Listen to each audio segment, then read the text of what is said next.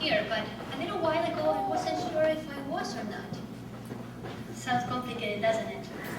But it's a complicated matter, case of being an immigrant or a transplanted. Yes, a transplanted, that's the way I like to call myself and others, that from one day to another we see ourselves in a different country, under a different sky. Of course, everything has a starting point. Nothing, believe me, nothing is a coincidence. A lot of what happens here today has to do with what happened there, in my country.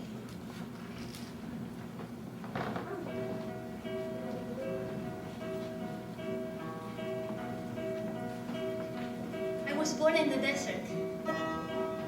One of the driest deserts in the world. So dry, in fact, it only rained once every 4 years. You should have seen the spectacle that it was. I mean, first of all, people wouldn't go to school or to work. How could you? People would come out of their houses to sit and gather around La Plaza, the center of town.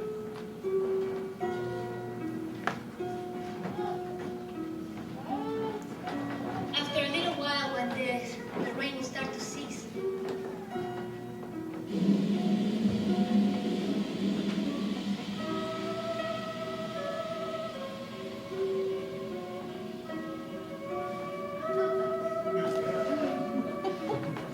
after about half an hour, people would sit on the benches to comment with nostalgia. Maria, don't you think it rained a little more this time around? Juanita, I'm so sad that your husband had to be in the hospital and miss it. Or vecina, neighbor, I'm just gonna go back inside to do some more house chores. But if it starts again, just shout. And they would do this carrying this big umbrella and carrying those heavy rubber boots. Yes, I was born in the desert, where every day was sunny. Where the only shade of a tree was of a weeping willow that, who knows how the heck it got there. But for lack of toys, it was our best childhood element. I mean, if we were pirates, it was our boat. If we were presidents, it was our presidential palace. And it was our house when we were playing moms and dads.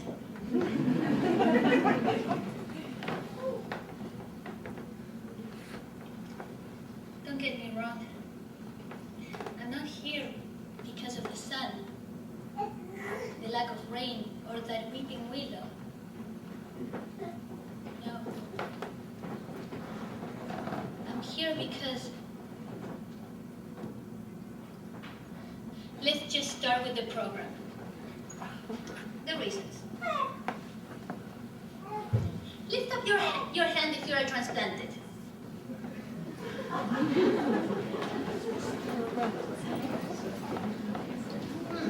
So then you will understand that we need the reasons, because without the reasons there wouldn't be any point to this exercise. And believe me, there is a point.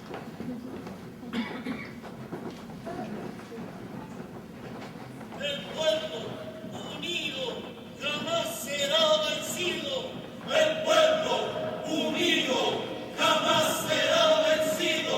El pueblo unido jamás será vencido.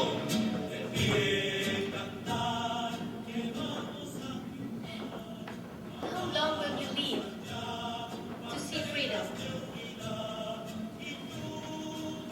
How many will die to see freedom? Many gave their blood from the south and the north and the center. There is no cure that can cure the wound that one brings inside.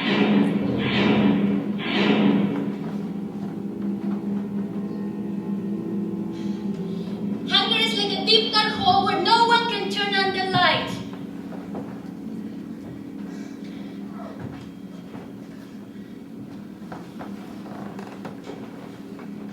It's cold in this room.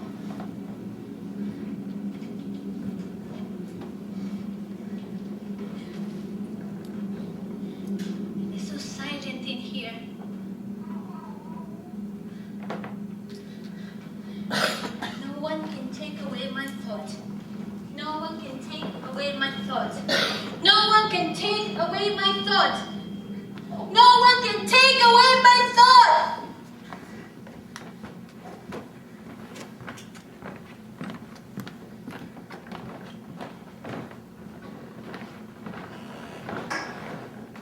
I just stood there while my father's car broke into 1,000 pieces.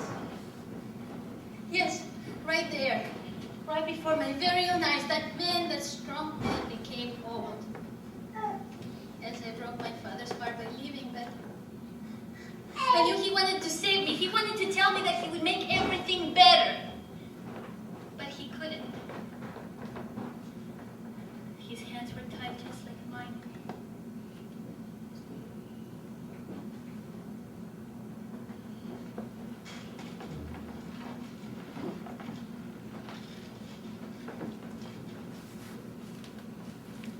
I promise I'll never change.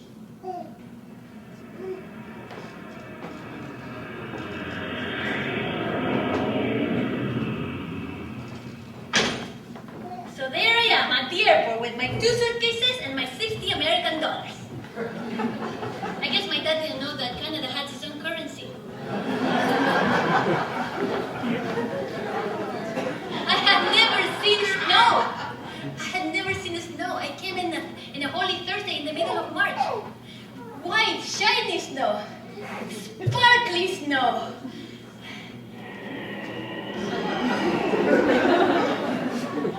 Freaking cold snow. I think it was like -20 outside.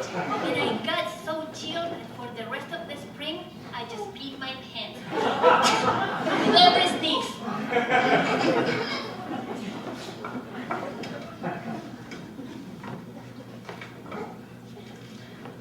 Excuse me, señor. Oiga, ¿me puede ayudar a tomar un taxi para el centro? ¿Sabe que no tengo dólares para cambiar para el teléfono? Yo creo que alguien me estaba esperando.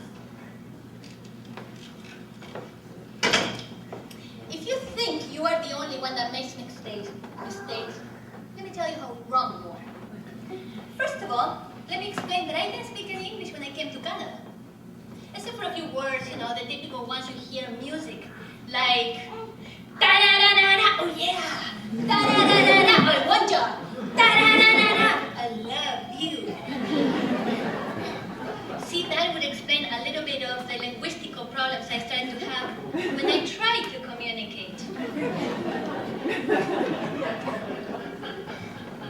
I will give you a few examples because I'm sure you have a place to go and you don't want to be stuck with me all night.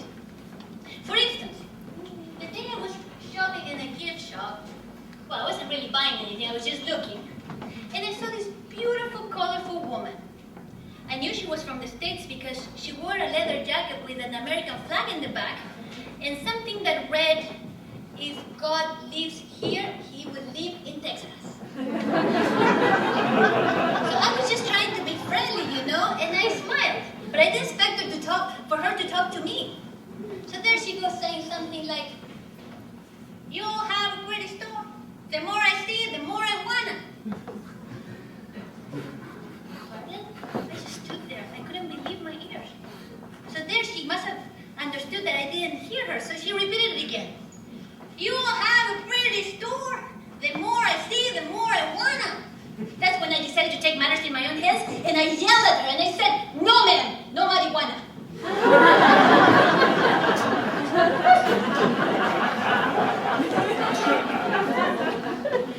There was an excruciating silence until she left out this outburst of laughter, and then the cashier and the 2 ladies that looked like they were 150 years old, and everyone laughed except me. I stormed out of there thinking, how rude these gringos are. The second example I have for you is even more embarrassing, if you can believe it. There I am, at a fancy dinner given by a professor of the University of Waterloo. Everyone spoke English except for me and my friend. And I guess they felt a little pity for me and they told him, just bring her along so she can make some friends and feel more at home. So just picture this. Mr. Professor talking about something, I guess, pretty special because he was the only one talking.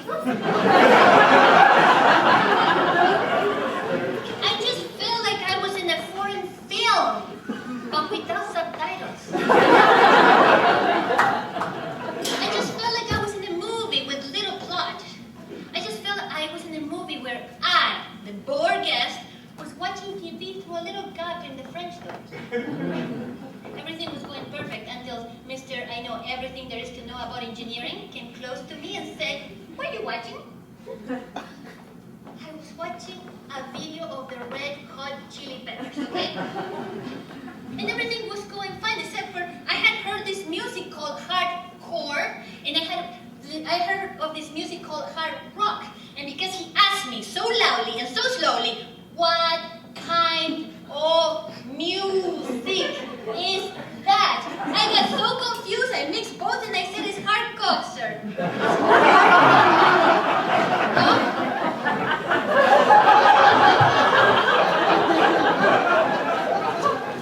I didn't make too many friends that day.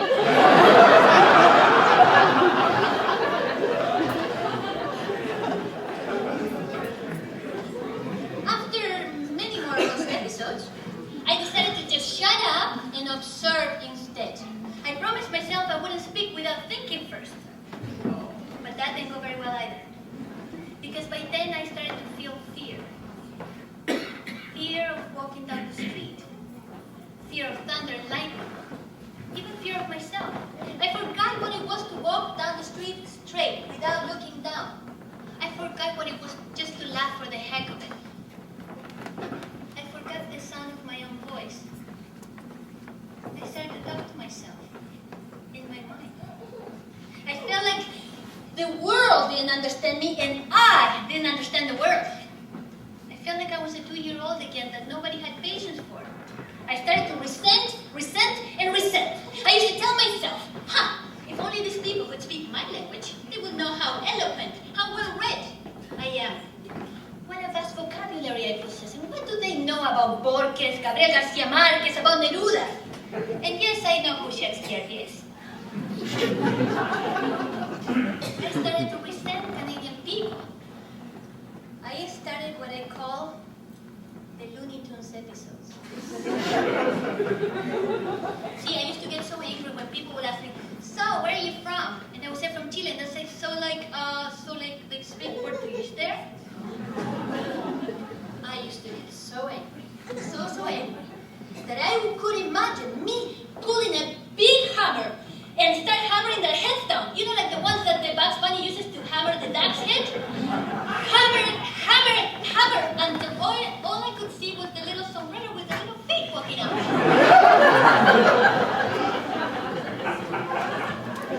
See, this woman asked me the million-dollar question. She said, "Where are you from?"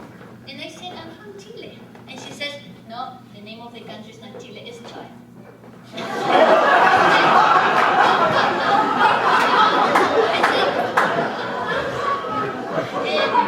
said, "Excuse me, ma'am, but I was born there, I should know." "No, the name of the country is Chile, I read it in the book." At that time, my fantasy was to tie her up to a great big barrel, throw her a little dynamite, courtesy of the Roadrunner, and just throw her down the Niagara Falls.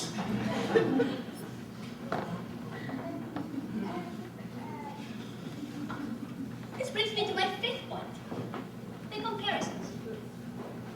See, from now on, I just decided to compare everything and everyone that came my way, and believe me, nothing compared to my country.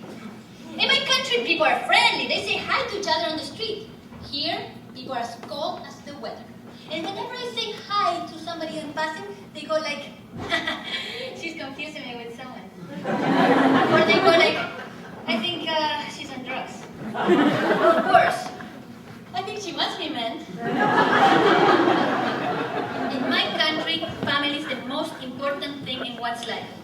It's like everywhere I turn here, there is a retirement home. What is it? You get a little old and they just ship you away? And what's the deal with the kids leaving the house so soon? Is it because the kids are tired of their parents, or is it because the parents are tired of their kids?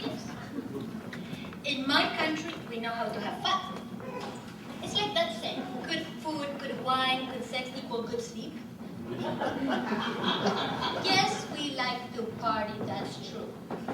But let's define party, shall we? I mean, party for us Latinos is like doing some dancing, having a few drinks, and do some more dancing.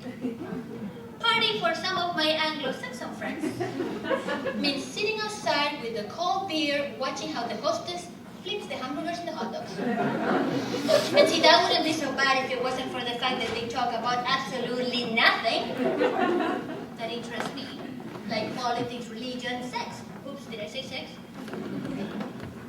See, I was going crazy with all this comparing.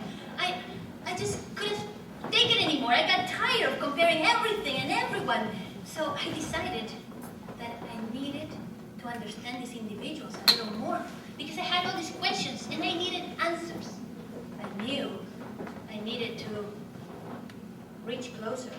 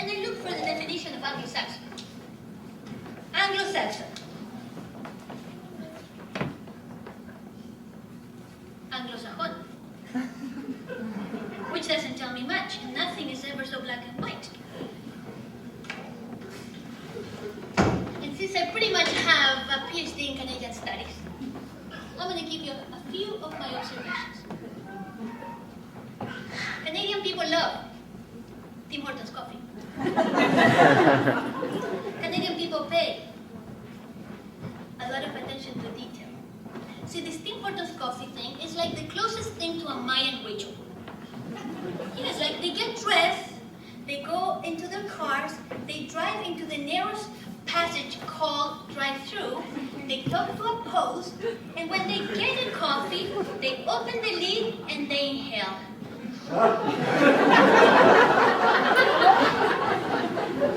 And it's like after that they can accept any challenge that may come their way.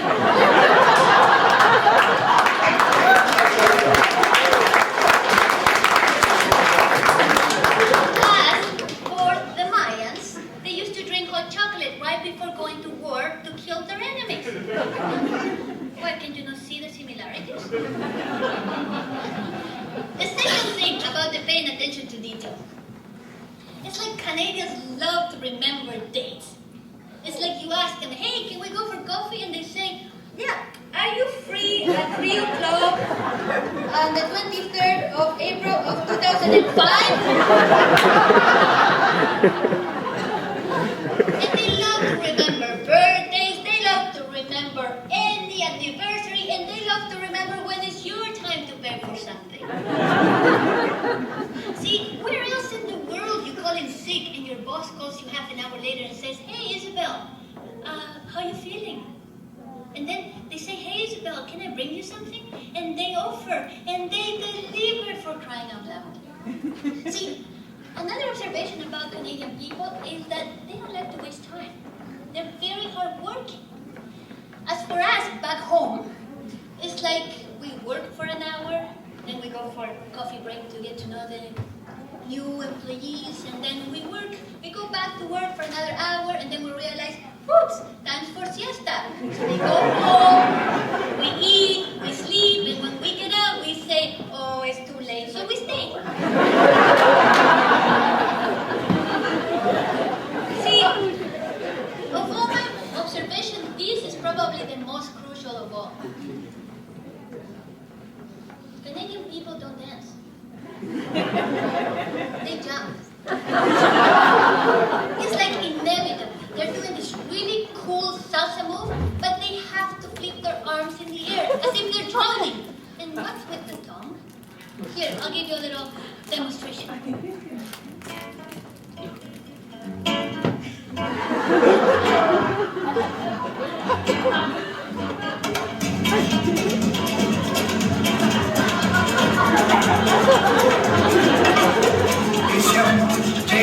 For a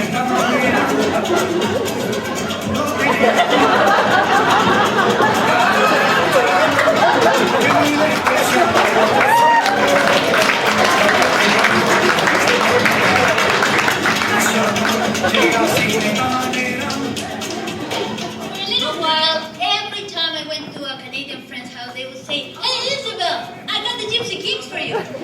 Hey, Isabel, let me put on the Gypsy Kings for you. Hey, Isabel, what do the words of the Gypsy Kings song say? How the hell do you translate bamboleo? Bamboleo, bamboleo, tarita, tarita, tarita." Once I got used to the bamboleo, the song Macarena came out to make my life miserable. You know, the difference between Canadians and, let's say, 95% of the world population is that they don't like to start war with their neighbors. I mean, neighbor. No! Why go on conquering other nations when they can invite them to come and live here instead? Right? Canadians are peacekeepers. And that might be why Canadians seem to be so loyal. It's like they were born to be monogamous. As for us,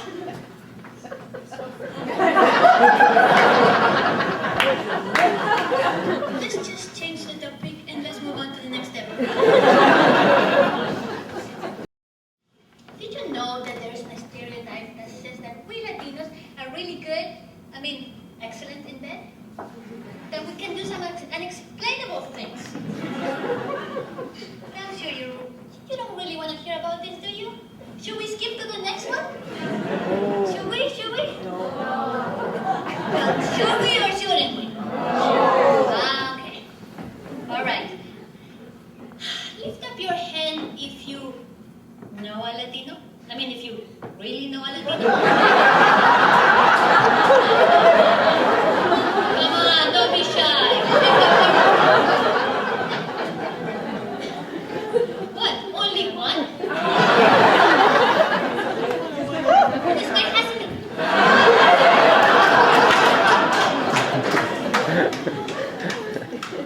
Okay, that's fine. If you really must know, everything started with the damn lambada, and it went downhill from there. Here's the lambada, the prohibited dance. Since then we have Enrique Iglesias, Ricky Martin, J-Lo, just to name a few, doing the sensual moves, those hot sensual moves. It's a lot of pressure being Latino these days, I tell you.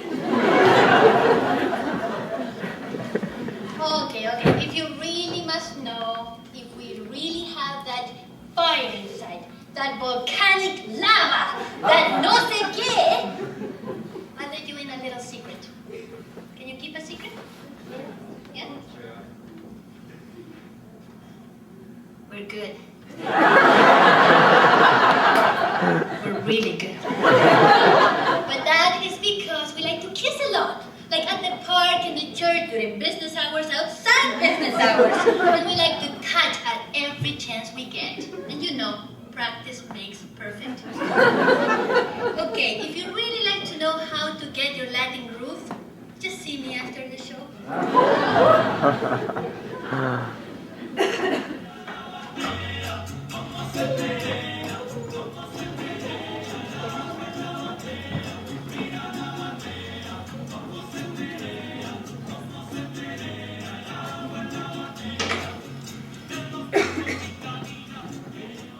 So there I am at the airport one more time.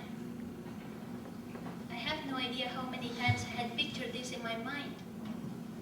The day I set foot in Chile one more time. Finally, the day arrived. And somehow it didn't quite go the way I pictured it. 2 hours after landing, my whole purse was snatched out of my hand, and the first 4 words that came out of my father's mouth were, "You are an idiot." But Isabel, don't you remember how dangerous Santiago is? These assholes, they smell dollars a kilometer away. Bienvenida, viva Chile, mierda! I inhale the beautiful smell of Santiago. I inhale those aromas I had revisited so many times in my mind.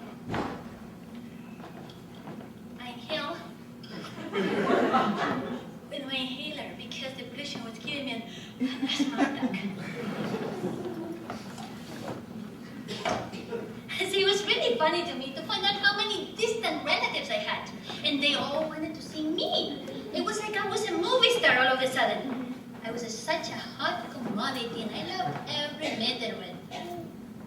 But slowly, I started to realize that people are not so friendly when they sell you 10 buns and they only give you 8.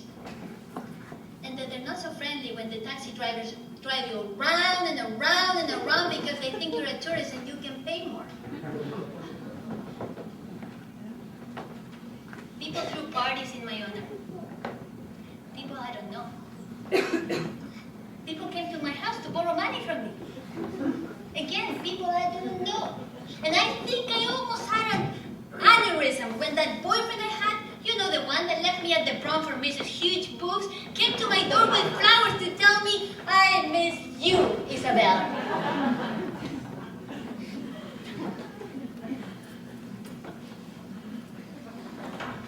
So now it turns out that everything I do there is because I live in Canada now. I have become Canadianized.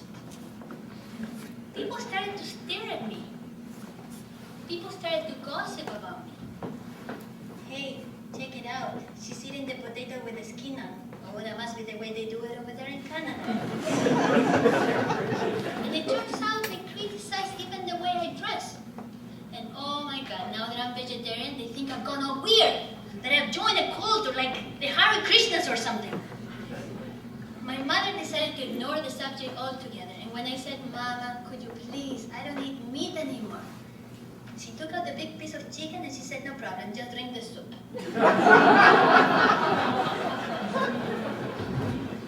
And now it turns out that every time I go outside, people are asking me to translate some of Madonna songs.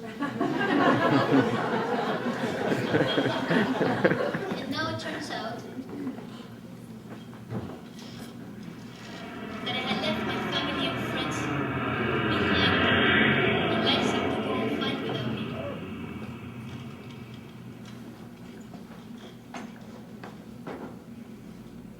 Hey, who said Canada is a boring country? Who said Canada is a boring country? Oh, it was me.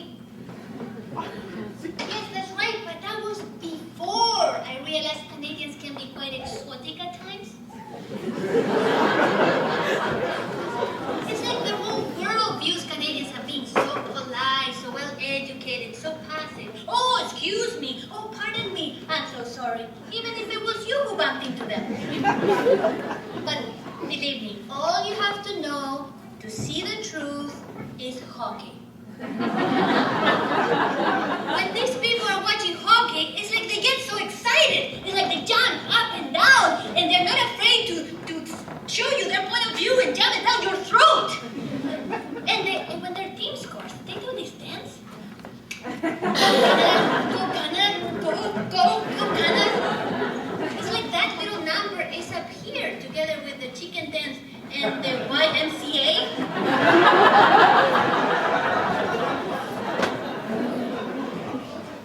Did I just stereotype you guys?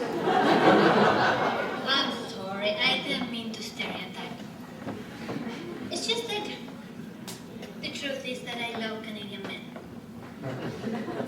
I do. I think Canadian men are quite exotic. They are so, I don't know, they are like la creme of pleasing women. They do dishes, for example. But it goes beyond that. What I'm more attracted to is their adventurous mind, their sense of humor. In fact, if I had my ideal man, I would say he would be a cross between Jim Carrey and David Suzuki.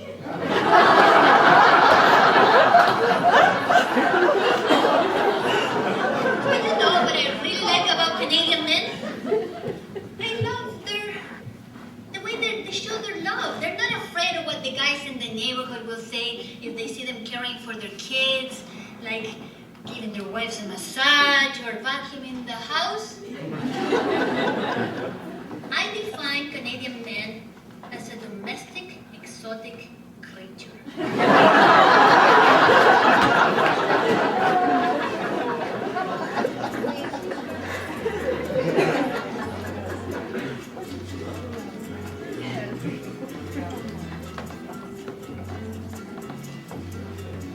am I now? I'll never be the same. I'll for always be a perpetual foreigner.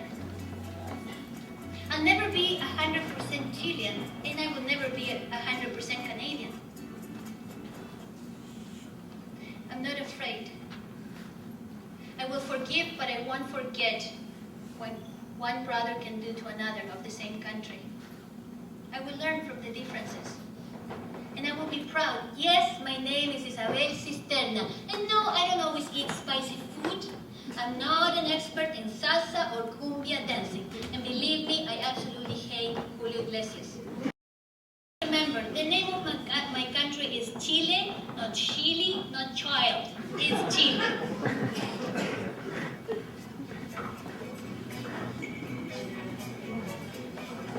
So we are at the end of our 12-step recovery program. I think you would agree that it was a necessary exercise. Some of you may need a sponsor to recover from the cultural shock. Some of you may not. But I think it's safe to say that we can all get along. There can always be a balance.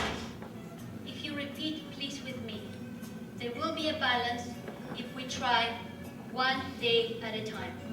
Repeat, please. One day at a time. Thank you.